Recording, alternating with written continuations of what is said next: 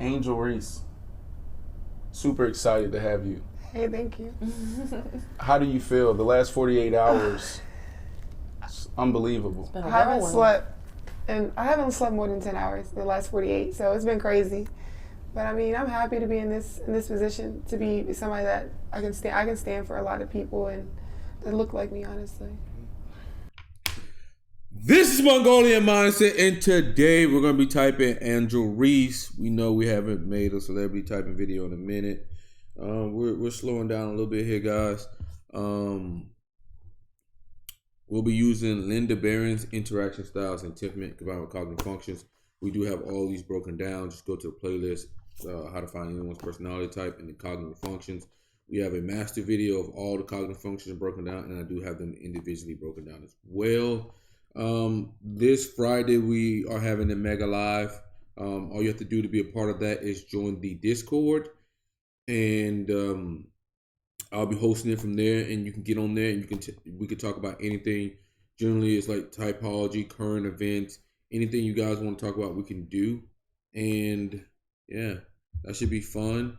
And we should be hosting either this Saturday or next Saturday game night, where we just get on the server and we have a game night at Jackbox Games.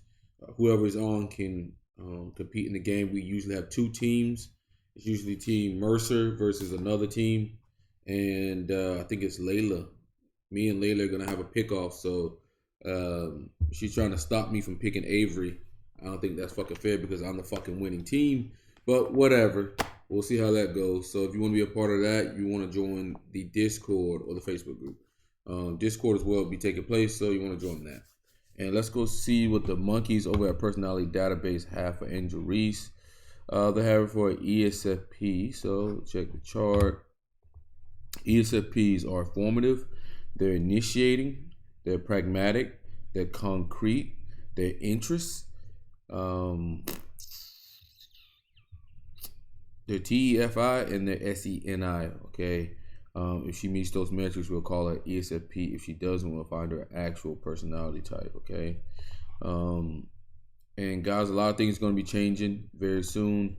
We're going to be releasing the What Are Every Type, Who Are Every Type videos series coming up. Those breakdowns take a lot because you know me, I'm going to be pulling from several sources to make sure you guys get the absolute best information possible when it comes to that. That's the reason why I was kind of putting that video off. I want to make sure it's perfect. I want to make sure if you watch that video 5, 10, 15 years from now, it is still good. So that takes a little bit of time. Sometimes you can't just rush shit out. That gives you trash quality. But you know, if it's from me, it's going to be several sources. I'm talking about Dario Nardi. We're talking about Personality Hacker. We're talking Linda Barrens. We're talking Carol Shoemate. We're talking John Beebe, Stephen Montgomery. We're talking David Keirsey. All that. That's all in there. Okay, so it's going to be a wonderful breakdown. We'll be breaking that series out. And that should be fucking fun. I'm excited for that. And guys, we're still doing the free typing sessions by us. I'll probably take some time off next month. So after this month, I'm probably going to take a little break because there's other projects that I need to really focus on. One is getting our website up and getting some courses on that. Christian's really down my throat about getting some fucking courses out. So we'll be working on that with the website. So I will not be doing the free typing sessions. So if you fucking want that shit, you know what you got to do. Subscribe to the channel, join the Discord, and request that bitch ASAP. Because after this month, I am not doing any fucking more for a while. So yeah, it's gonna be fun. So one of the things that I learned while we were here was that you were prepared for this moment, right? You talk about the last 48 hours not being able to sleep. But I go back to your press conference. As a former athlete, a retired athlete, you know, I was always prepared for whatever was supposed to happen on the field or even after. Like, you have to be in somewhat of control. Why was that? All right, Mr. Outcome. Important for you to actually make that statement? I mean, all season I've been wanting to make a statement because I've been... All season I've been wanting to make a statement. So that's, I'm going to hit that for SENI. That's more the NI, what they want, right? Because NI users are so focused on things they generally know they want because they're so focused. Also, we'll be doing a fun video, man. I found this concept from an old video game I played a long time ago, and it kind of reminded me of NE and NI versus, NE and SI versus SE and NE. The other day, just to give a little backstory, me and Kyle were sitting at the bar, and like Kyle was like, "Bro, you don't see that shit over there?" And I'm like, "No, bro." He's like, "Bro, you don't see that shit over there?" And he goes, "Man, Mercy, you don't see shit unless that shit right in front of your face." And then it just made me think about a Madden game I played where they had QB vision, and the shitty quarterbacks, which is what I'm just called the NI users, they could only see like a small portion of the field, right? But I would make that like NI users can see very small, but they see very deep, right? And then once you got your SE and NE users, they see like everything, kind of like Peyton Manning or Tom Brady vision was in that game, but they don't see as far. So that'll be a fun little video to do. But yeah, looking forward to that. Criticized all year about who I am and how I play and how I talk on the court. So I think it was no better moment than now that after winning a national championship, I had the plan. I just need the platform. So I had it, and I had it all written down. I knew what I was gonna say, and I just let the rest come from my heart. So let the words come from my heart. TEFI. Okay, that's more FI there. And she even said she had a plan there. That'd be more little TE there. As well, this woman's looking like a TEFISENI. Let's go. Yeah. No, I mean, it was definitely a powerful statement. I mean, before we start diving into the conversations, and we'll have them and okay, annoying ass INTJ. I already fucking see it. Plethora of different types of conversations. I want to give you your flowers because when I was your age and I was a sophomore in college, you know, you're still trying to figure out who you are, not only as a person, but as a young woman. Right. And there's so much pressure on you, especially as a Black woman, on what you should be and how you should be and what you should say and what you shouldn't say. And I know when I was your age, every single thing someone thought about me affected me in some way, shape, or form. Yeah. And I was trying to conform who I was to what everyone's opinion of me, of what I should be. And for you to have the confidence. Ooh, is that TE and fear? Ooh, I'm between ISFP and INTJ for her. And the composure that you have at this age, and to be able to go out there on that biggest platform and say what you said and mean what you said and not back down from what you said is something you should be so proud of. Yeah. I'm proud of it. You know, it's very impactful to see that you have that at such a young age, because I certainly didn't. And I know a lot of women who are in their 30s like me, we didn't have it when we were your age. And if I was on your platform, girl, I might have went back to that locker room and started crying. Thank you. I'm sure it was mixed emotions. Yeah, no, it's crazy. Do you know the moment that you're in right now? No, I don't. I still don't realize it. Like, I still don't realize I won a national championship. Like, I can't even grasp the feeling because I don't think I've had the time to actually enjoy my moment. Like, I haven't. When you say enjoy it, why not?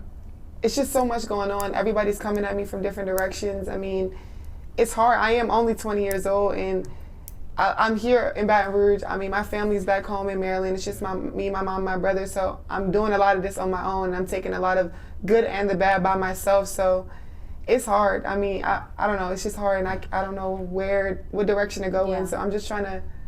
Don't know what direction to go in. I'm gonna say that's SE there. Strong SE, weak NI, or you could say any users be having trouble figuring out where they want to go as well, but that's SE. Be cool with everybody, and it's hard to say no, like you said, but I'm trying to embrace it all. That was one of the things when we had this conversation a few days ago after, LSU won. I said it was She's a little too direct. Okay, she's annoying. She's a little too direct for ISFP. Yeah, INTJ. Unfair that we were even having, these conversations because the focus should be on the dominant performance that you girls had in that game. I mean, that fourth quarter, you turned the Jets on and it was over. And that should be, and of course, there's always going to be discrepancies and, conversations. People are going to talk about officiating and certain things, and that's fine. It's part of the game. But the focus should be you girls, what you accomplished, bringing a championship to this campus. And we're not. We're talking about something so trivial and something that I feel like if this were happening during the men's championship game, we wouldn't even be having this conversation. And that's why I feel like it's unfair. Yeah. Do you, how do I want to ask this question? I actually think that this is a good moment for women's sports. Yeah, and I don't. Sure. This is where we disagree. Yeah. See, really? Yeah. So Okay. Yeah, I think it's actually a good part because of the fact that, like Robert Greene, you got to capitalize on any publicity that you get. 48 Laws of Power. If people are talking about you, then it's popping up everywhere. And I mean, this was 2 years ago. This interview is from 2 years ago. But look at where the current state of the WNBA is. It's everywhere. So thanks to her and Caitlin Clark.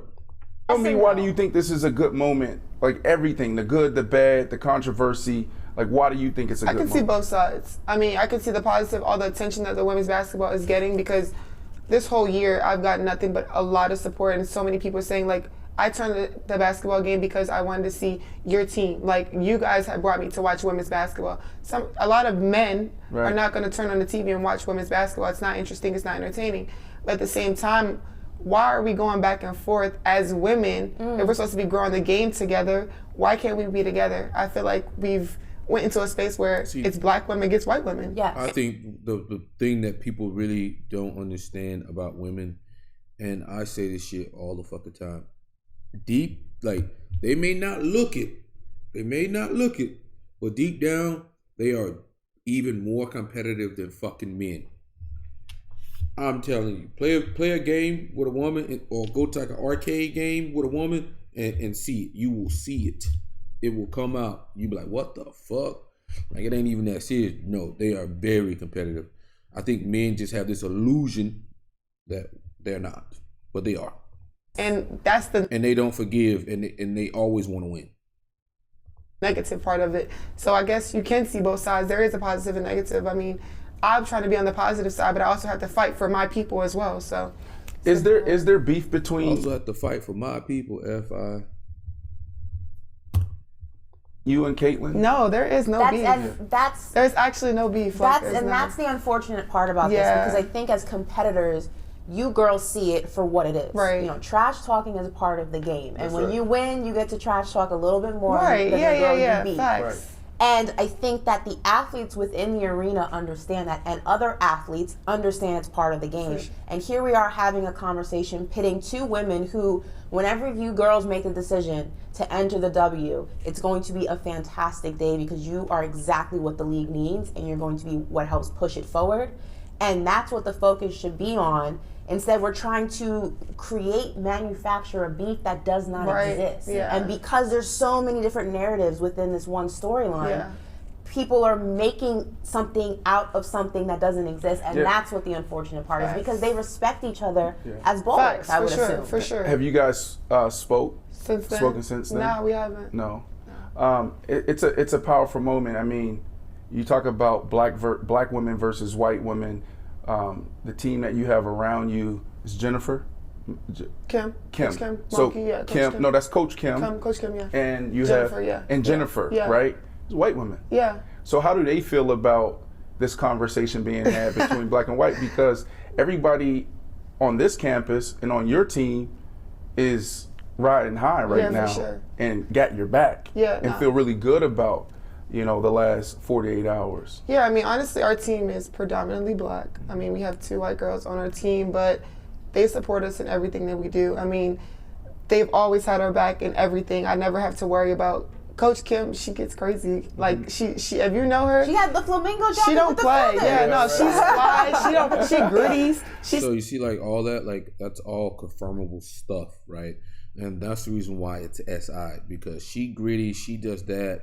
Like, if you were in a room, you could confirm that she can do that. That's not a personal experience that's coming from her. This woman's an SENI user. And I go more in depth in that into my cognitive function videos. So SENI, okay, that eliminates all of the SI users. Unfortunately, guys, that means your STJs are gone, your SFJs are gone, your NTPs are gone, and your NFPs are gone. Yeah.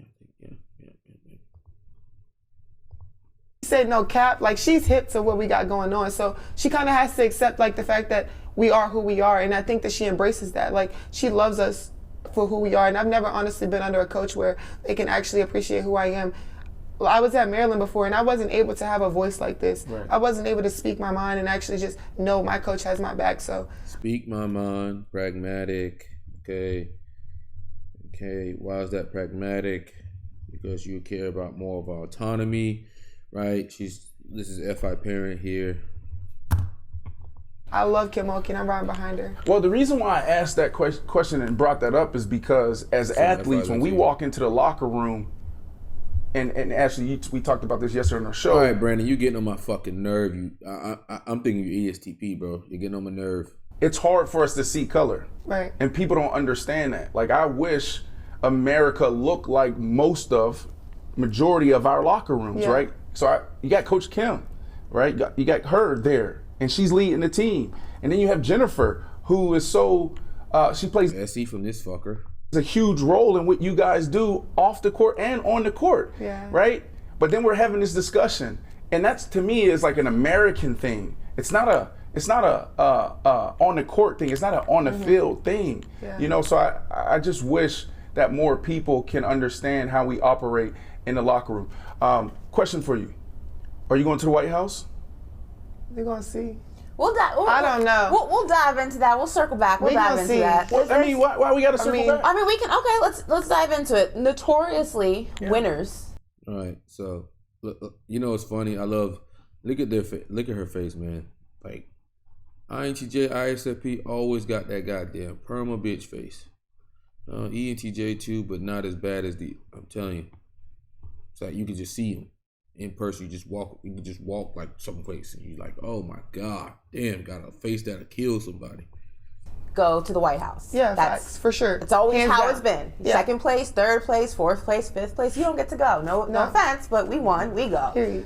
Dr. Joe Biden comes out, First Lady, and says that she wants to invite both LSU and Iowa to the White House. And since then has, doubled back on those comments. But when you first see that, you, myself, and a lot of other people were like, why? Was it a tie? When did we start doing that? How does that feel that the situation, and we'll dive into it a little bit more, already has these undertones of racial bias, and it's turned into that unnecessarily because, again, it was simple trash talk within a sport. It's turned into a racial thing, and now you have the First Lady saying she's going to invite the runner-up to the White House. How does that feel, knowing that that's never been done, and in this situation... Why are you going to ask her that? Why are you going to ask this woman that? Knowing that she's going to be pissed off. Especially the way you built it up, motherfucker. Now there's an exception possibly being made. I just know if the roles were reversed, it wouldn't be the same. If we were to lose, we would not be getting invited to the White House. And I remember she made a comment about both teams should be invited because it was sportsmanship.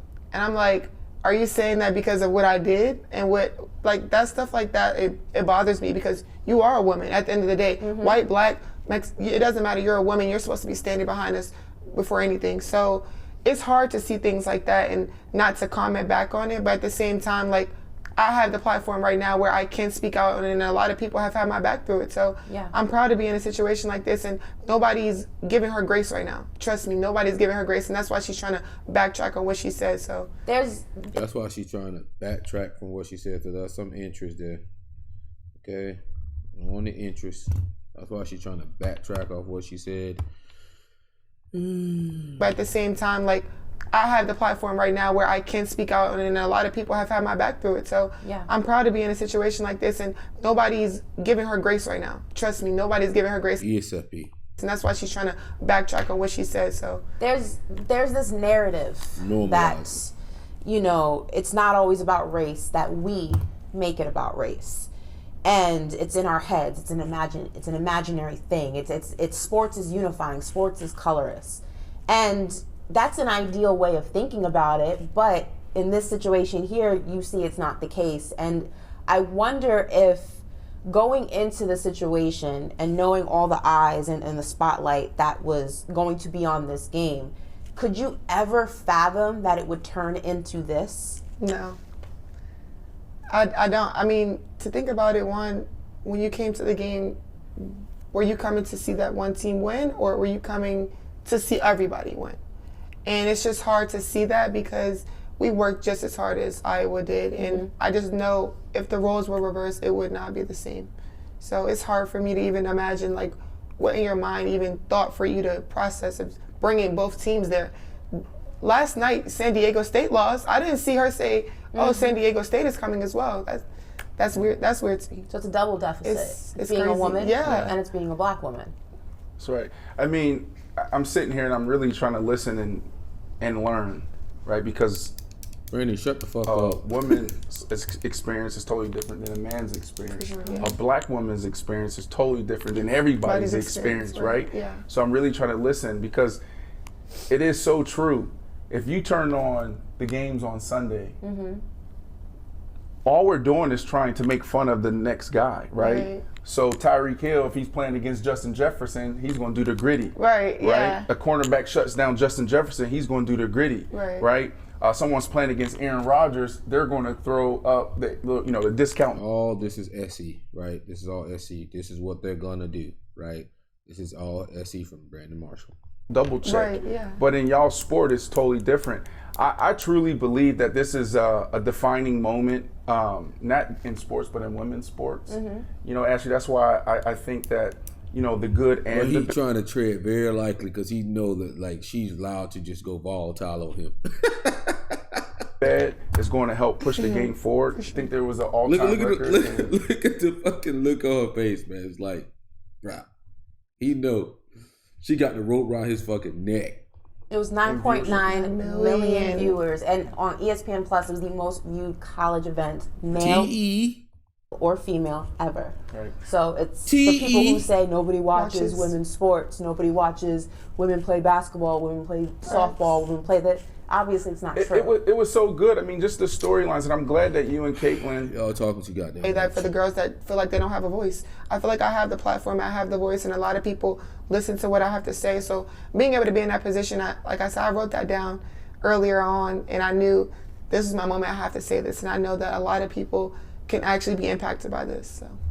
Can be impacted. A lot of people can be impacted. SG. What's next? The parade tomorrow. I mean, I don't know. It's a parade inside my city. Yeah, we know. She's ESFP. We know. So TEFI, we got enough for that. Okay. Not as initiating as I would like. It is what it is. So it's SENI, TEFI, that's gonna be your NTJs and SFPs, right? Right inside my city, yeah. Right, there's gonna be a lot of people here. Not for sure. So, a year ago to this day, you made a decision. Well, you entered the transfer portal. It was literally damn near a year. I know. It's crazy. Time flies. You just mentioned Coach Staley in South Carolina. You had an opportunity to go there. Did. How did you choose here? One, I had my visit set up to South Carolina, and I was like, all right, I'm going there. So my teammate, Keirsey, me and her have gone way back. We've been knowing each other since we were 14. She was like, come visit LSU. And I was like, all right, I mean. Been knowing her since she was 14, giving extra information. I don't know why. I was scared to go away from home. Even coming out of high school, I was scared. So that's why I stayed home at Maryland. And when Keirsey called me, she was like, Kim doesn't think she can get you. And I was like, what do you mean? Like, I'm open to taking wherever fits me. I don't know. I'm not ducking anything. So when I came on a visit, everything was perfect. They laid everything out for me as far as my plan, my goals, what you can accomplish. And they never promised me points, a statue, anything.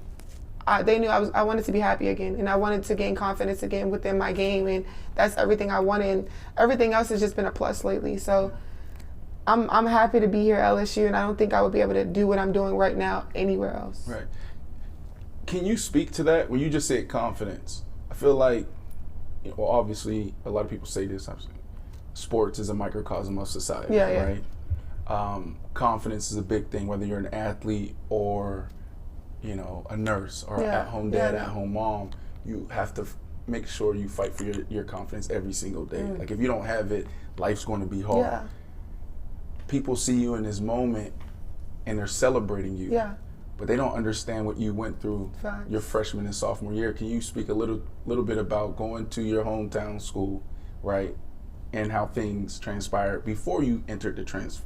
Yeah, so freshman year, I had a lot of expectations. I was supposed to be Big Ten Player of the Year. Until my fourth game, I broke my foot, so I didn't play 14 games. Came back in March. The team was already rolling, so Yeah, going through the progression. I couldn't do anything. They were playing. We lost in the C16, and I was like, all right, bet. Now I can grind, get back. Sophomore year, I'm about to get at it. 8 months from my first foot surgery, 8 months later, I had to get another surgery. I had a rod put into my leg, so I have a rod going through my leg because I had a shin splint. So I'm like, my confidence completely dropped. I'm like, do I want to play basketball anymore? Like, back to back, I have high expectations. Everybody thinks I'm going to do this, and I don't even believe I can do it anymore because I just thought I had gained my love for the game back, and then I lose it again. So I made USA Basketball right before I had to get surgery, and I had to make a decision, was I going to go back or just get surgery and get ready for the season? I was like, let me get ready for the Walking very fast, very progression, isfj. season. Had surgery in July, came back in about August, September. I wasn't starting going into my sophomore year, and finally I got the opportunity to start, and since then I just went skyrocket. I think I averaged 17 and 10 last 17-10, that's my TE numbers. my sophomore year, and then I was like, this might be my time to go. I think I've done everything I could do at Maryland, and I've grown, and mentally as a woman, I feel like I've been into a spot where I've been at my lowest. Now where can I go? And I had to trust God. I took the scariest step of my life, going away from home. I've only had my mom and my brother, going thousands of miles away. I was scared. Giving some extra information here. I was scared, but I don't think if I didn't take this step in life, I would be in this position I'm in right now.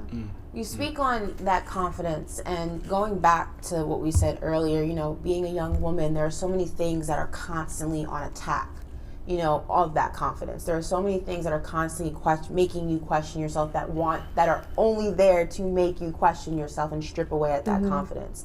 Every stage in your life, that gets bigger and bigger. Yeah. And now you are fresh off a national championship. That spotlight is going to be different. There are going to be a lot more people who want to tear you down and lift you up. And that's the unfortunate reality of the world we live in, especially the sports world, where, you know, for all of the things that they have done so well and the progressions that we have made as a society and within sports, it's still highly misogynistic. Right. How do you protect that confidence to let it continue to grow and to not be affected?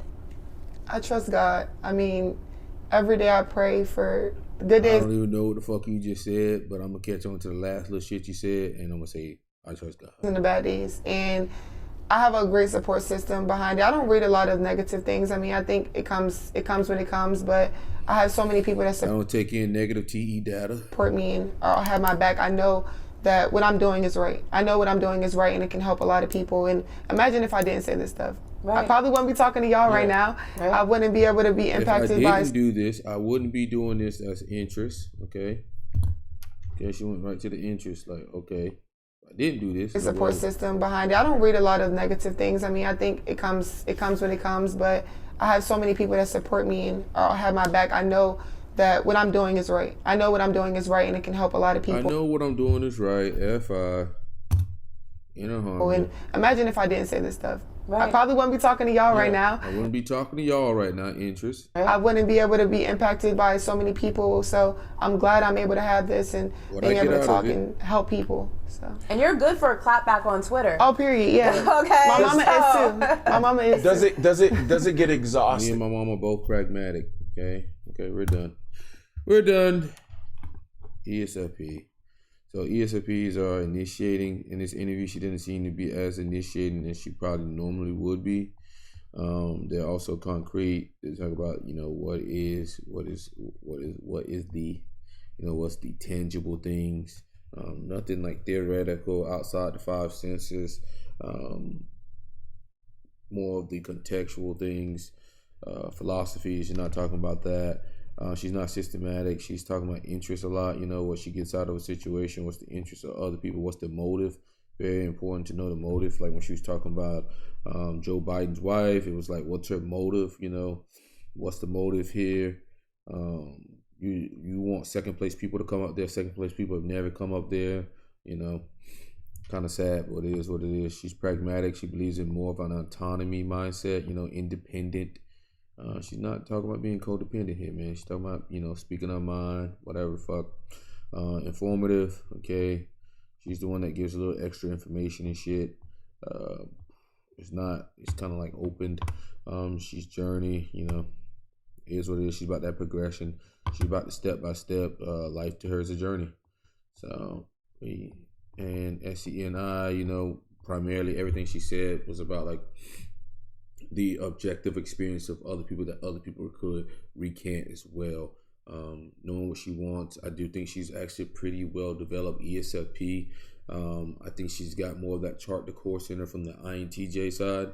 And we got TFI, obviously. She cares about her own inner harmony. Most of all, got a pretty solid FI parent there. So I would say she's ESFP.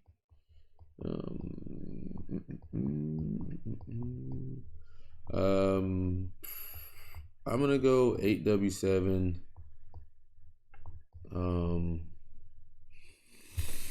8W7 ESFP.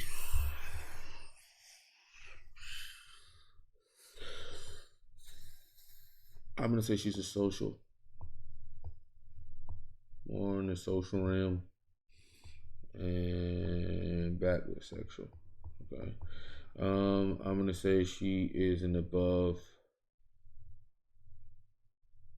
You know what?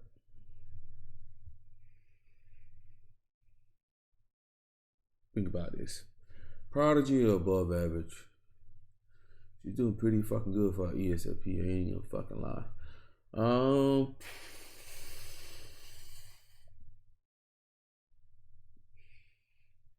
I like the way that she's focused. She stays committed to shit, man. I'm gonna go ahead and get Prodigy. Fuck it. I'm gonna go ahead and get Prodigy.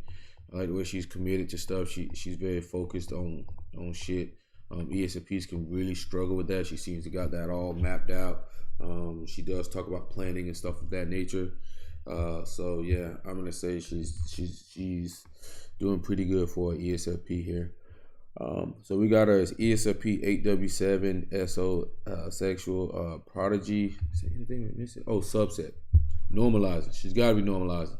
She got the INTJ side in her. She's got to be normalized. She's got that chart the course. She's, you know, doing it the right way. If she was dominant, it'd be kind of crazy. If she was creative, we see a different part of her. And harmonizing will also be different. So I'm gonna hit her with that, more of the blending in the chart the course from the INTJ side there, with her get things going, ESFP natural side. So comment below what you think, and yeah, it might be a while before we do another one. This is MongolianMindset, and we're out, baby.